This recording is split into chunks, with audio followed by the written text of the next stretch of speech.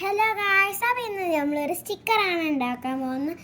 പിന്നെ കുറേ ദിവസമായിട്ട് സ്റ്റിക്കർ ഉണ്ടാക്കാൻ പോകണം. അപ്പം ഞാൻ ഒരു കവർ എടുത്ത് വെച്ചിട്ടുണ്ടായിരുന്നു.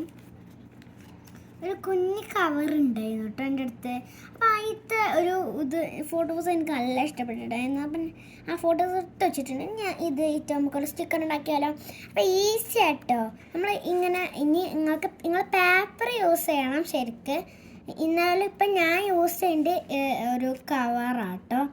ഇനി കവർ പേപ്പറില്ലെങ്കിൽ നിങ്ങൾ എന്തെങ്കിലും ക്യൂട്ടായിട്ട് കവർ നിങ്ങളടുത്തുണ്ടെങ്കിൽ അത് നിങ്ങൾ സൂക്ഷിച്ച് വെക്കുക. അപ്പം നിങ്ങൾക്ക് ഇതൊക്കെ ഉണ്ടാക്കാൻ പറ്റും. ഇനി നമ്മൾ എന്താ ആകെ ചെയ്യേണ്ടത് വെച്ചാൽ നമ്മൾ ഗ്ലൂ എടുക്കണം. ഗ്ലൂ അതിൻ്റെ ബാക്കിൽ ഈ ഒരു സൈഡിൽ ആയിട്ട് പേപ്പർ ആണെങ്കിൽ അപ്പോൾ ഈ ബാക്ക് സൈഡിലാണ് നമ്മൾ തേച്ചെടുക്കുന്നത്. ഒന്നാക്കി കൊടുക്കണം.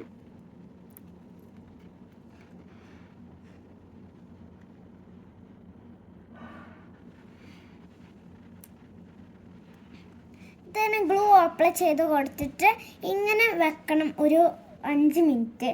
അപ്പോൾ തന്നെ നമുക്കിത് ഉണങ്ങി കിട്ടും. അപ്പം ഇനി നമ്മൾ നേരെ ഒരു ട്രാൻസ്പെറൻറ്റ് ഷീറ്റിലേക്ക് നമുക്ക് ഒട്ടിച്ച് കൊടുക്കാം കേട്ടോ.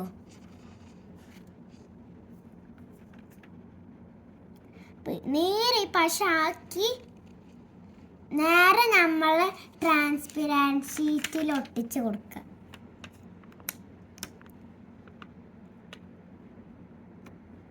കണ്ടോ ഗായ്സ്? അപ്പം ഞാൻ ഒട്ടിച്ച് കൊടുത്ത് ഇത് ഉണങ്ങി കഴിഞ്ഞിട്ട് ഇതൊന്ന് പീല് ചെയ്ത് കഴിഞ്ഞിട്ട് ഒന്ന് നമ്മൾ ബാക്കിൽ വാട്ടർ ആക്കി കൊടുത്താൽ ഇത് ഒട്ടും. നമുക്ക് ജേണലൊക്കെ ചെയ്യാൻ നിങ്ങൾക്ക് ഉപകാരപ്പെടും. അപ്പം ഇനി നമ്മൾ ഇത് ഒട്ടിച്ചിട്ട് കാണിച്ചു തരാം കേട്ടോ. ഇത് ഉണങ്ങിയിട്ടുണ്ട്. ഇനി നമുക്കൊന്ന് പീല് ചെയ്ത് നോക്കാം. ഓക്കെ ഗായ്സ്, ഇനി നമ്മൾ വാട്ടർ ആക്കിയിട്ട് വരാം. ഗായ്സ്, നമ്മൾ ആദ്യം ചെയ്തൊരു ജേണലിൽ ഇത് ഒട്ടിച്ചെടുക്കുന്നുണ്ട്.